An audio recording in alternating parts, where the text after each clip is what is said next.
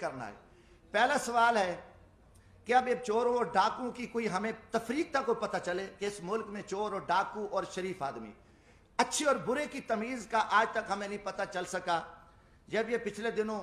2017 سے یہ شروع کام ہو گیا تھا، 16 سے ہی بلکہ نواز شریف صاحب کے خلاف، تو میں نے قومی اسمبلی میں یہ بات کی تھی۔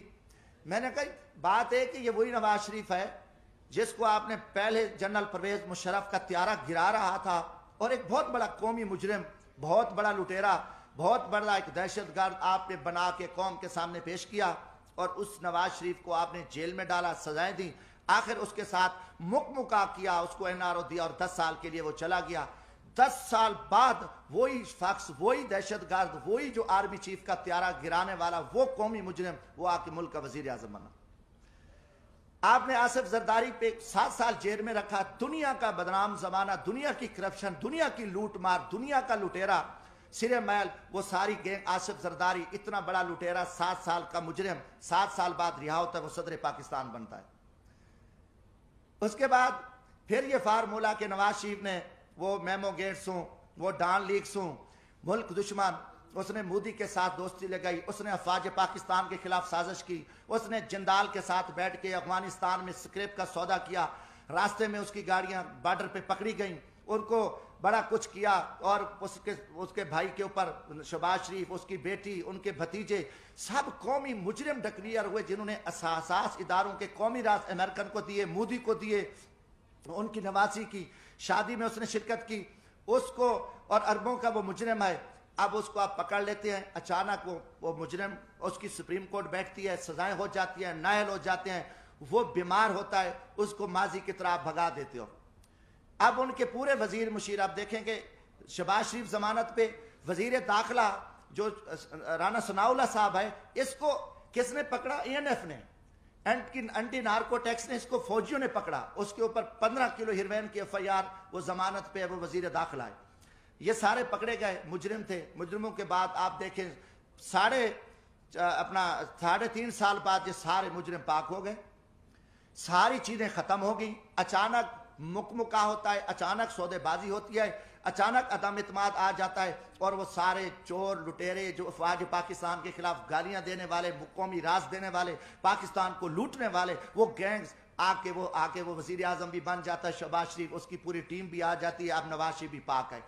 یہ قوم کے ساتھ آپ مذاق چھوڑ دو، کم از کم میں پاکستانی ہوں، جمشید دستی کا جینا مرنا یہ ملک ہے، میں مزدور آدمی ہوں، نہ میرے اثاثے ہیں، نہ میری کوئی لوٹ مار ہے، نہ میری کرپشن ہے۔ میں پاکستان کی عزت کے لیے، اس ملک کی بقا کے لیے میں بولوں گا، چاہے وہ کوئی جرنل ہو، فوجی، چاہے وہ عدلیہ کا چیف جسٹس ہو، چاہے وہ کوئی سیاستدان ہو، یہ ہمارے اوپر ایمانی ذمہ داری ہے، اللہ کا حکم ہے کہ آپ سچی بات کو جو ہے نا آپ نہ چھپاؤ۔ تو یہ میں ضرور بات کروں گا۔ اب قوم سمجھ چکی ہے کہ کھیل کیا کھیلا جا رہا ہے، اب اس کا کوئی جواب دینے کو تیار ہے۔ جب آپ کل ان کو چور ڈاکو کہہ رہے تھے، آج ان کی وضاحتیں کر رہے ہو، وہی جسٹس جو آج ماشاءاللہ ہمارے چیف جسٹس عمر عطا بندیال صاحب کل انہی بینچوں میں ان کو سزائیں دے رہے تھے، انہی کو مجرم ڈکلیئر کر رہے تھے، انہی کے اوپر حکم چل رہے تھے، آج وہی چیف جسٹس رات کو بیٹھتے ہیں اور ان کو پاک کر کے، کلیئر کر کے اور سارا کچھ کر کے کہتے ہیں جی صاف ہے۔ اب یہ چیز نہیں چلے گی۔ پہلی بات ہے کہ دیکھیں ہم غریب طبقے کے لوگ ہیں، ہم لاشیں اٹھا رہے ہیں، ہم لوگوں کی خدمت کر رہے ہیں۔ میں وہاں بھیک مانگ کے غریب مزدوروں کے بچوں کے لیے، جہاں عورتوں کو ذبح کیا جاتا تھا، جہاں جگیرداروں کے ڈیرے پہ غریبوں پہ کتے چھوڑے جاتے تھے، وہاں ایک میں شخص نے جدوجہد کر کے ہم محنت کر رہے ہیں، لاشیں اٹھا رہے ہیں، دریاؤں میں کھڑے ہیں، ہم سراؤں میں بیٹھے ہیں، ہم محنت کر رہے ہیں۔ اب ہم سے لوگ پوچھتے ہیں کہ بھائی آپ کی کسی GHQ سے دوستی ہے؟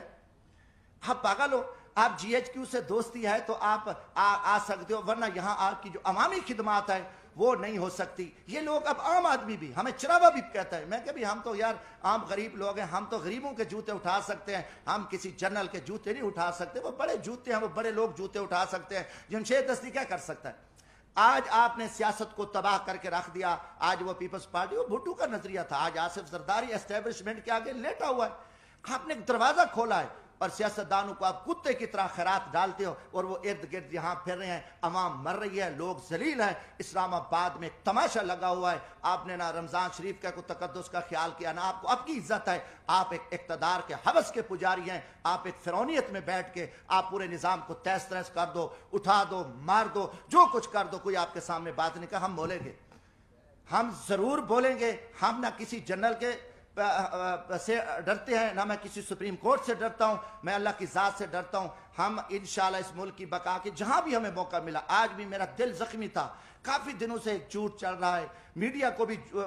پہ بھی تماشا لگا ہوا ہے۔ کوئی کتنے لوگ میڈیا کے تھے جو کل کیا تھے، آج بیچارے کہاں کھڑے ہیں، کس مجبوری کے تحت کھڑے ہیں، کیا کیا معاملات ہیں، مگر قوم سمجھ چکی ہے، قوم جان چکی ہے۔ گزارش ہے میرے بھائیوں، حالات بڑے تنگ ہیں ملک کے، پاکستان ایک خوفناک خانہ جنگی کی حالت میں آ چکا ہے۔ ان کے آگے سب کچھ پڑا ہے، ان کے آگے اختیارات بھی ہیں، ان کی ٹیبل پہ کھانے ہزاروں چیزیں ہیں، سب کچھ پڑا ہے، مگر ان کو زمینی حقائق کا پتہ نہیں ہے۔ لوگوں کے آنکھوں میں خون نکل رہا ہے،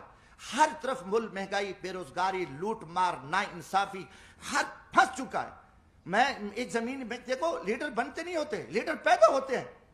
آپ جب جی ایچ کیو سے لیڈر بنا کے قوم پہ مسلط کرو گے تو یہ تباہی کریں گے، انہیں عوام میں کیا جا کے کرنا ہے، انہوں نے تو لوگوں کو ذبح کرنا ہے، نہ ورکر کلاس بچی ہے، نہ کوئی چیز بچی ہے، سب کچھ آپ نے تہس تہس کر دیا۔ زمینی حقائق کچھ اور ہے۔ میرا تعلق ایک جھاڑو والے طبقے سے ہے، ایک ریڑھی والے، رکشے والے، ایک ہاری طبقے سے ہے۔ میں عوام میں دیکھ رہا ہوں کہ عوام میں جو لاوا پک چکا ہے، وہ ٹھیک ہے، آپ کا خوف ہے، آپ کا دبدبہ ہے، آپ کا تھانہ ہے، آپ سے ڈرتے ہیں، مگر اس کا انجام خوفناک ہوگا۔ پاکستان ایک خانہ جنگی کی حالت میں، آپ کو پتہ بھی نہیں ہے کہ ملک کے کیا حالات بن چکے ہیں۔ آپ بند کمروں میں بیٹھ کے، فرعونیت میں بیٹھ کے، آپ سب چوروں کو، لٹیروں کو، کرپٹ لو، ہم آپ سے پوچھیں گے، یہ سوال میں جی ایچ کیو سے بھی کرتا ہوں کہ یا کل یہ چور، ڈاکو، لٹیرے، بدماش ہیں تو پھر ہم چوریاں کرتے ہیں، ہم ڈاکے مارتے ہیں، ہم لوٹتے ہیں، پھر یہی طریقہ ہے کہ جب سب لٹیرا، ڈاکو، ملک دشمن، ملک کا وزیر اعظم بنے، ملک کے وزیر بنے، عہدے بنے، تو پھر یہی طریقہ صحیح ہے۔ اب عوام کو، عوامی لوگوں کو، عوامی نمائندوں کو آپ ذبح کر کے آپ نے گیٹ نمبر 4 کھول کے پوری قوم کو ذلت اور رسوائی کے سامنے کھڑا ہے۔ ہم اس نظام کو نہیں مانتے، آپ جتنے چھپے رہو، آپ اس ٹائم بے نقاب ہو، قوم آپ سے سوال کرتی ہے۔ جمشید دستی پوری قوم کا نمائندہ ہے، میں عام آدمی میں آپ سے پوچھتا ہوں کہ یہ تماشے کیا لگے ہوئے، یہ کتنے عرصہ آپ نے یہ تماشے لگا کے آپ پاکستان کو بند گلی میں دھکیل دیا ہے۔ دوسری چیز ہے، میں کسی کا وکیل نہیں ہوں، جس طریقے سے آپ نے اس وقت